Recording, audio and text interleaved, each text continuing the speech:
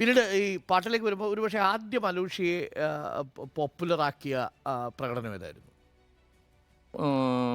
Normally കുറച്ച് കൺസേർട്ടുകളൊക്കെ ചെയ്തിട്ടുണ്ടായിരുന്നു. പിന്നെ ഈ പറഞ്ഞ 100 പൂക്കൾ തന്നെയാണ്. അതിലൊന്ന് പിടിച്ചു. ആയിക്കോട്ടെ കുറച്ച് വരികയാണ്. മാവോ അല്ലേ പറഞ്ഞു 100 പൂക്കൾ വിടരട്ടെ അല്ലേ? 100 പൂക്കൾ വിടരട്ടെ. ഇത് പിരപ്പൻകോട് മുരളി സാർ എഴുതിയ 100 പൂക്കളെ ലാൽ സലാമാണ്. അല്ല 100 പൂക്കളെ 100 പൂക്കളെ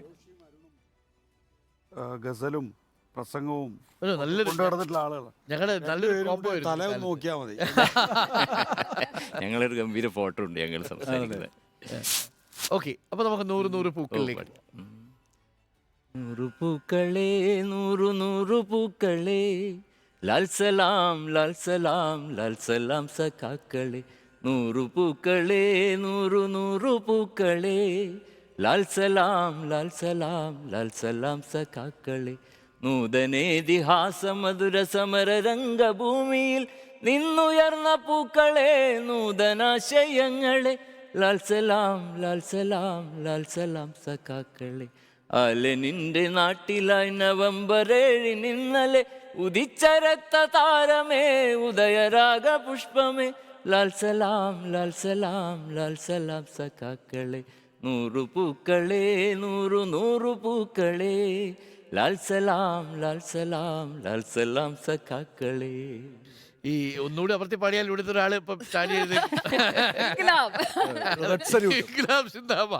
വിളിക്കാനുള്ള സാധ്യതയുണ്ട്. ഞാൻ ഈ നാട്ടിലൊരു അതെ ഇലക്ഷൻ ക്യാമ്പയിന്റെ ഭാഗമായിട്ടാണ് ആദ്യമായിട്ട് TI മധുവേട്ടന്റെ അതിന്റെ ഒരു ഭാഗമായിട്ട് പയ്യന്നൂരിലായിരുന്നു. അതില് അജിത് പുല്ലേരി, 2 ഫ്രണ്ട്സ്, അജിത് പുല്ലേരിയും പ്രസാദും, അവര് ഈ വീഡിയോ ഷൂട്ട് ചെയ്ത് അപ്ലോഡ് അതെ അജിത് പുല്ലേരി ഡയറക്ടർ, ഒരു സിനിമ ഡയറക്ടറാണ്. മൂപ്പര് നമ്മളെ സുഹൃത്താണ്.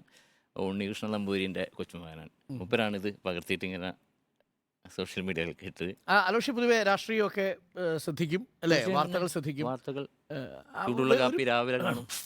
അതായത് മറ്റൊരു പ്രൊഫൈലായിട്ട് മാറിയിട്ടുണ്ടല്ലേ അലോഷി? അതായത് ഈ പാട്ട്, രാഷ്ട്രീയം ഇതിനെയൊക്കെ കൂട്ടിച്ചേർക്കുന്ന അങ്ങനെ ഒരു ഗ്യാപ്പ് ഉണ്ടായിരുന്നു ഒരു കാലത്ത്. ഈ ഇടതുപക്ഷ രാഷ്ട്രീയത്തിന്റെ സ്വഭാവം കഥാപ്രസംഗമാണെങ്കിലും നാടകമാണെങ്കിലും എല്ലാം ഇടത് രാഷ്ട്രീയമായിട്ട്, പ്രത്യേകിച്ച് CPM രാഷ്ട്രീയമായിട്ടൊക്കെ ചേർന്ന് പോകുന്ന ഒരു കാലം. ശരിക്കും പറഞ്ഞാൽ ഈ ആദ്യത്തെ കേരളത്തിലെ കമ്മ്യൂണിസ്റ്റ് മന്ത്രിസഭ ഉണ്ടാക്കുന്നത് തന്നെ ആലപ്പുഴയിൽ നിന്ന് ഉണ്ടായൊരു നാടകമാണ് നിങ്ങൾ എന്നെ കമ്മ്യൂണിസ്റ്റ് ആക്കിയത്. അതെ അതെ, അല്ല അങ്ങനെ ഉണ്ടെന്ന് പറയായിരുന്നു.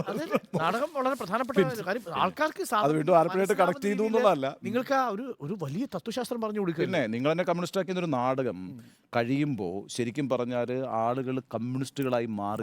അതായത് വലിയ പ്രസംഗങ്ങൾക്കപ്പുറത്ത് ഈ പറയുന്ന ഈ മധ്യ കേരളത്തിൽ വലിയ രീതിയിൽ ഇടതുപക്ഷത്തിന് മുന്നേറ്റം ഉണ്ടാക്കുകയും വിജയമുണ്ടാക്കുകയും ചെയ്തത് തോപ്പിൽ വയലാറിന്റെ പാട്ടുകൾ, കവിതകൾ, ഇപ്പൊ ഏറ്റവും ഒടുവിൽ ഇപ്പൊ നമ്മൾ പുതിയ തലമുറ സെലിബ്രേറ്റ് ചെയ്യുന്ന ഇപ്പൊ ബലികുടീരങ്ങൾ എന്നുള്ള പാട്ട് അല്ലെ, ബലികുടീരങ്ങൾ എന്നുള്ള പാട്ട് എന്ന് പറയുന്നത് ഏറ്റവും ചെറിയ കുട്ടികളുടെ നാടക ഗാനങ്ങൾ, കവിതകൾ, കഥാപ്രസംഗം, നാടകം. ഇതാ ഇപ്പോ അലോഷി ഒരു പുതിയ ബ്രാൻഡോടെ കൊണ്ടുവരുന്നതിലേക്ക് ഗസൽ സ്വഭാവമുള്ള വിപ്ലവ ഗാനങ്ങൾ അല്ലേ?